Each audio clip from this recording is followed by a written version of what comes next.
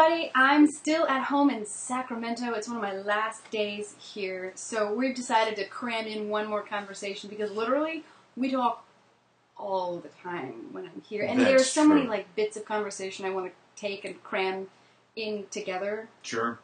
To make one of these videos. But we have to keep it organized. Right? That's right, we do. This is probably way too much material for you guys anyway. Okay. Okay. All right. Okay. Like the glasses look, by the way. Thank you. I look like a sexy librarian. Madam Librarian. Yeah, I like it when you make your lips all, tiny like that. Oh, adorable. It's very disturbing, Casey, you have the ability to make yourself look remarkably unattractive Someone who's going to be so hot for me someday. Yes, someday I hope Join my Dungeons and Dragons group. I'm a bard. Yes, you are. I have a +3 binding spell. That's right. Yeah. A +3 smiting glasses.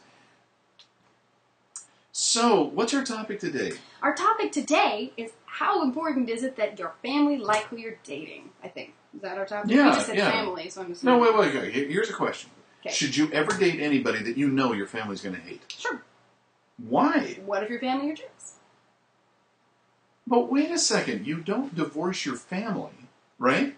Well, you're gonna if you ever get with this kid, this person, you're gonna have to bring them home to meet your parents someday, don't get offended right? because I want them to like you guys. I'm talking about in general. If you don't care for your family, then why would you care to have your significant other care about them? But if you do, yes, it's important. If you want your family to be a part of your life ever in any way, then yes, make sure that your significant other is fully aware of who they are. Oh, something just clicked into place in my brain just now of why you took that attitude. Gee, I can't imagine. Because you don't always like all members of your family, right? Yeah. And if you don't like that particular member of your family, you couldn't care less whether or not your family liked that your sweetheart, right? Yes. Okay. What if your family cannot stand the kind of person you're dating? Does that matter? Well, it's the same question that I've asked. Do you want your family in your life? I think there's a reason why your family is going to hate the person who you might be dating. If they don't like him, there's a reason. The question I think you should pose is, what reasons do people who were close to you, who raised you, wouldn't like them?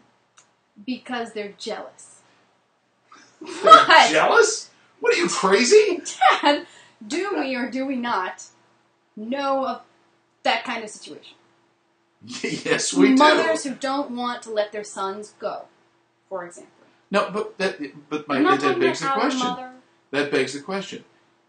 Are there legitimate reasons why your family, and I'm talking about your brothers, sisters, cousins, uncles, aunts, these people would not like the person you're dating? Yes. And if there are good rational reasons why they wouldn't, you want to know what those reasons would be, right? Yes. Okay. If I trust you to have good judgment of people, and I know you not to be a jealous person, and that you want the best for me, and I trust your judgment about other people, then before I even begin dating someone, I'm going to have to put a certain level of stock in your opinion. Okay. I agree with you. But don't you agree, though, that there are times that there are darn good reasons why you already know that the person you're dating is not going to work with your family? Yes. I can tell that in a lot of ways. Okay. And I'm not trying to say that they're an evil person or that there's anything wrong with your family or you, but rather it's not going to be a reasonable fit. Yeah. There are ways that you can tell. So at least, okay, let me get to those in just a second, what those reasons are, because that'll be important. But you can accept the idea that at very least, if they don't, or you know they're not going to, you want to objectively say, why is it that it's not going to work? Right. You mean with the family or with you? Yeah, with the family. Yes. You better figure out what it is. So if you're going to continue on in the relationship, at least you understand what you're up against, and you should know why. Yeah. Right? Right. And it may have no rational reason. Maybe they don't like tall people, and right. the guy's tall. And that's a big problem. It could be racist. Okay. And they could be racist. All right. And if you understand that is a problem, and you continue dating, maybe just fine. It is not inappropriate for you to at least understand, yes, that it will happen, but no, that shouldn't be the overriding reason why you're dating or not dating somebody. Is your parents, or your family. But you should understand where they're coming from, or where they might be coming from if you introduce them. Mm-hmm. Why? Why? Well, I know too many people, by the way, who will think that their family is somehow always going to be wrong about their decisions about the people you date. Mm-hmm. And simply because you're dating, they're not going to like you. And they're irrational families. Right. However, they may know you really well. Right. And they may say, this is not the kind of guy that's going to help this girl, our daughter, or our cousin. Or vice versa. This is not a girl who's going to fit. Now, I'm going to say something very politically incorrect. Shock me. I want you to have some input into the women that your brothers marry. Of course, I'm nosy. More than just nosy. I actually want you to say, look, I know you really, really well. Let me explain what I think about her. Okay. And if you absolutely can't stand her, you'll probably say, I don't like her, and let me tell you why. Well, then, right? Then the real question following that, now that we've established that depending on the type of people that you're bringing them to, whether their opinion is valid or not, is it a determiner of why you stay with someone or not? Because that's what I'm thinking of. Well, that's my question is, if your values lie in that I want to have a good relationship with my family, then I need to choose someone who will bring us together, who won't preclude me from being with these people that I love. Even if you love somebody else, you're making a decision to build a life with someone else, to date someone else, to spend your time, and you're bugging somebody else. And this is true of your friends, too. Oh, yeah, you're right. It does. It is. But should your friends make a decision as to who you date and who's right for you?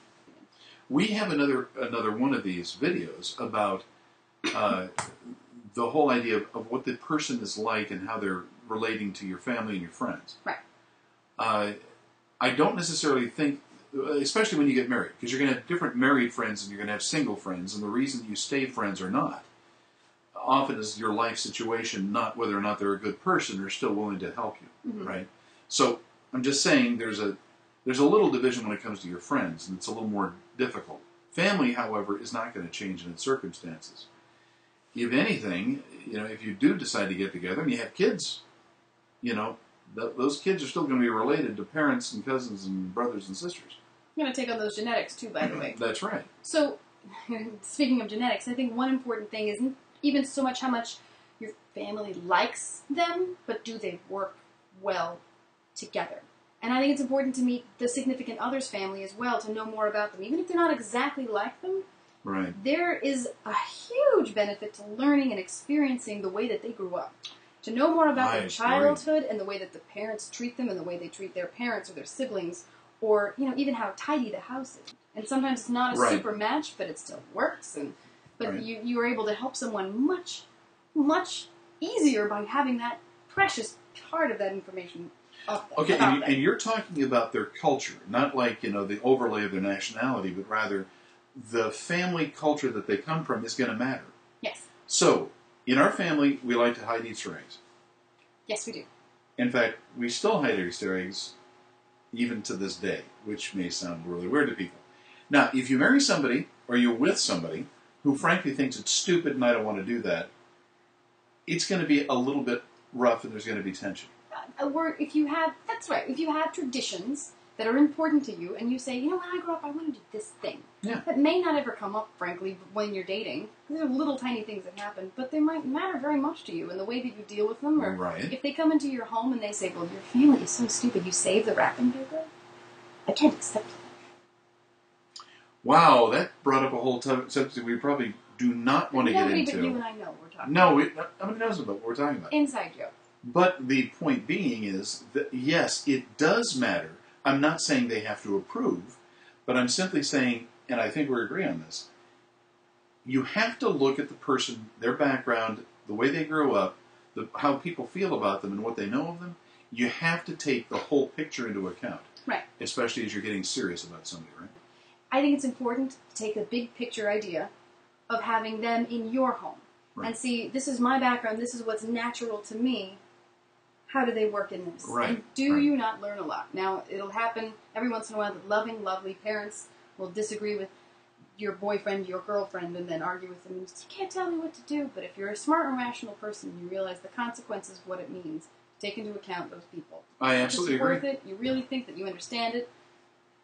Should you move forward even though you know that they hate your spouse? And do that and don't look back. Right. And not just your spouse, but your significant other as you begin to grow closer in the terms of your commitment toward each other. I think I just hate it when people get married afterwards and they say, oh, I didn't know, and they just can't get along, and I can't figure it out. Like, you didn't know when you were dating. Yeah. I'm just saying. I agree with you. Okay, thank you. You're welcome. You're welcome. Do you want to finish this by yourself now? I think I'm done. Actually, I've just the whole, that overlay of making sure that you understand a person's background. It cannot be separated from who the person is. So the more you know about the background and the culture in which they were raised, and I'm talking about the broad sense of culture, again, not a national or racial overlay or something, but rather the kind of people that they come from, I think that's one of the smartest things you can do in getting to know someone and draw closer to them. Can I say that every time someone sees one of these videos or a video of my little brothers or sisters, they all say, I thought you were so unique. I had no idea that there were other people like you in the world. Yes. It's not just me. I'm not alone. I'm not that unique. I'm not that unique. But I also have to say, too, that as similar as we are, I don't intend on bringing someone who's exactly like us into this family. If I get married. Well, when I get married. the family tree should fork. Hmm. No, I'm just saying, you don't want everybody It'll fork. I'm just saying maybe a little broader than... I mean, it's very hard to find someone who fits into this garden anyway. Just as long as they don't belong to another political party. That's fine. Racist.